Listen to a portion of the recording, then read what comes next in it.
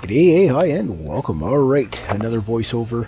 So here we go again. We're jumping into a new topic, and the topic today, it's probably been talked about quite a bit before, but I think it's something that's, like anything, always good to bring back up some points of view on. And that is the 50% rule. So what is the 50-50 rule? What is that? What are we talking about here? Well, quite simply put, when you're riding your motorcycle, whether you're an experienced rider or an inexperienced rider, it doesn't really matter. There's a procedure to things that are going to either benefit you or not. And one of the things is your abilities. If you don't know what your abilities are, you shouldn't be pushing them too hard. Some people don't know what they don't know and get themselves into trouble. And you see this more in areas where people can get a motorcycle license without any training, where, excuse me, they find out the hard way that when they go to ride or something like that, that they don't, they haven't been taught proper cornering, or they haven't been taught low speed handling.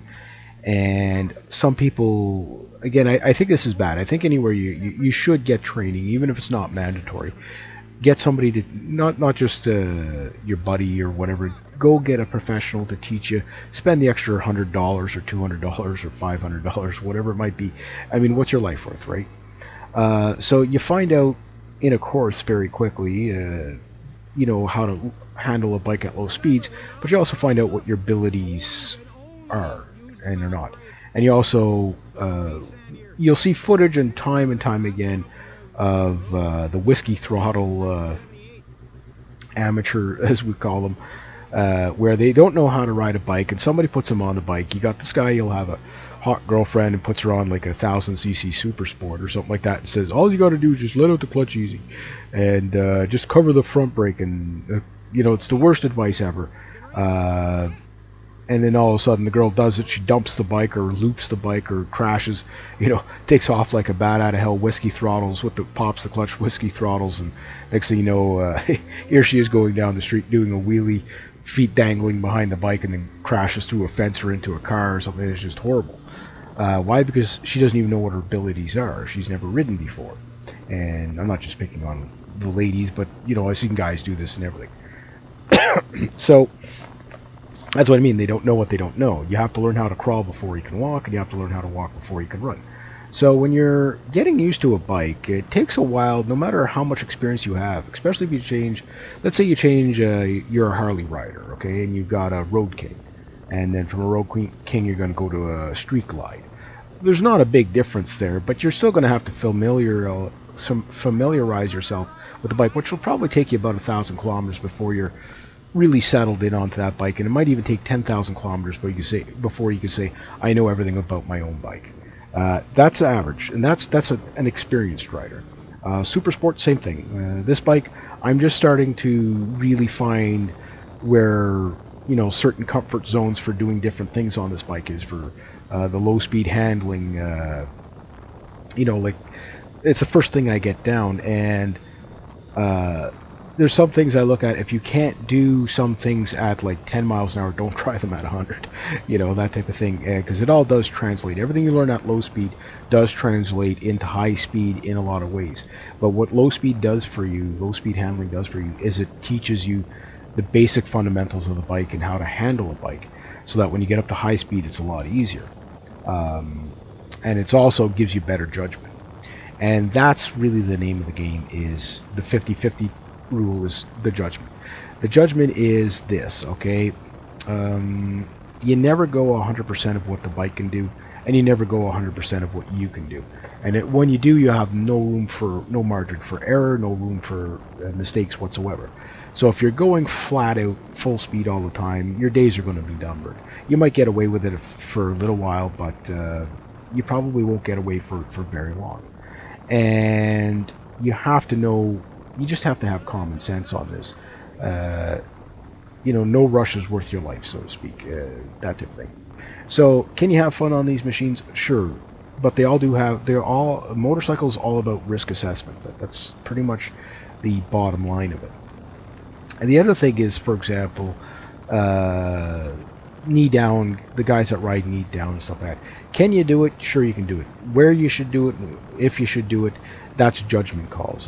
For me, I haven't been knee down on this bike yet, and not that I don't think I can do it. I know I can do it. I come pretty close, but I don't go that far because I take into consideration that I'm not Valentino Rossi, number one.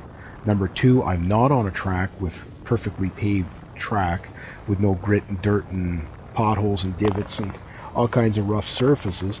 And number three, it's just my tires. I don't have slicks. I'm not riding on slicks. So if I'm not riding on slicks, there's probably a really good chance that my sport touring tires are being the harder compound. Even if the road, it's not even a matter if you're going to spin out on grit and gravel and stuff like that. It's things like the road just might not be hot enough for your tires to stick to them. And if you go past the threshold of traction, you lose traction. If you lose traction, you're setting yourself up for for the perfect disaster. Again, you got to know your limit. So you can have fun up to a certain limit, but if you push it to the max envelope all the time, you're just asking for yourself for trouble. But more importantly, you can hurt somebody else. So for me, the way I look at it, yeah, have fun with it.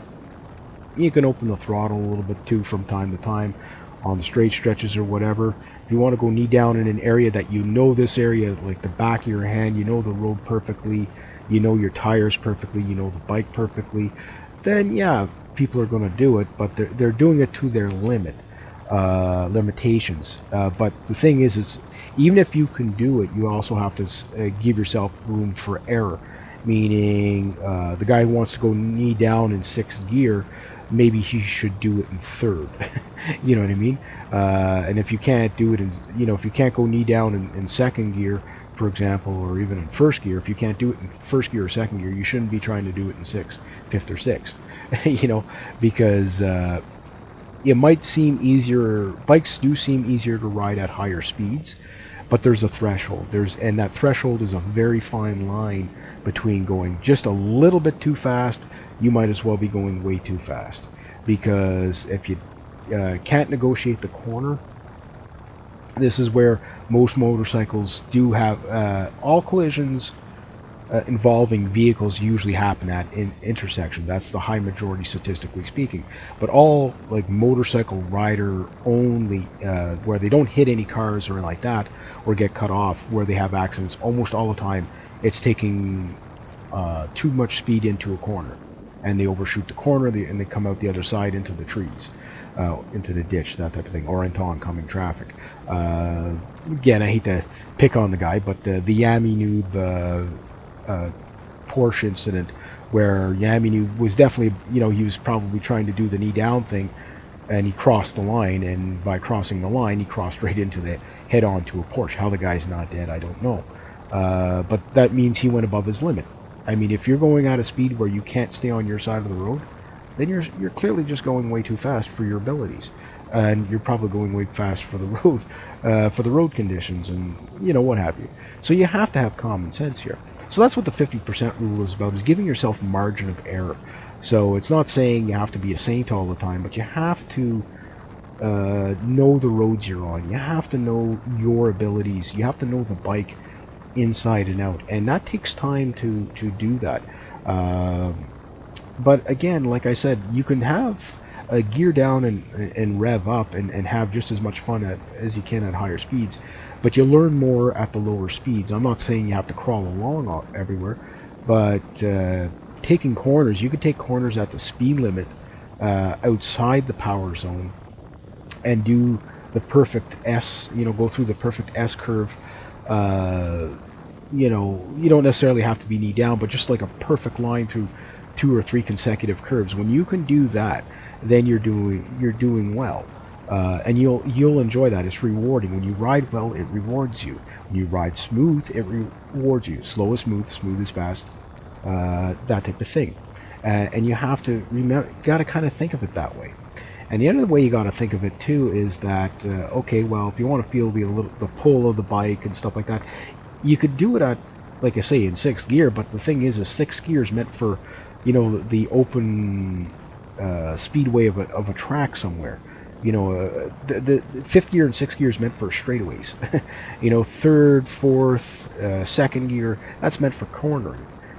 Typically, when you look at MotoGP bikes, and again, if the MotoGP guys go down from time to time, you probably don't have their skill levels. So they're doing it in the best of conditions possible. They ride right to the 110% of the envelope, that type of thing. But if they go down, what makes you think you're going to do better on the street in conditions that are not as controlled as a track? So you got to think about it common sensibly.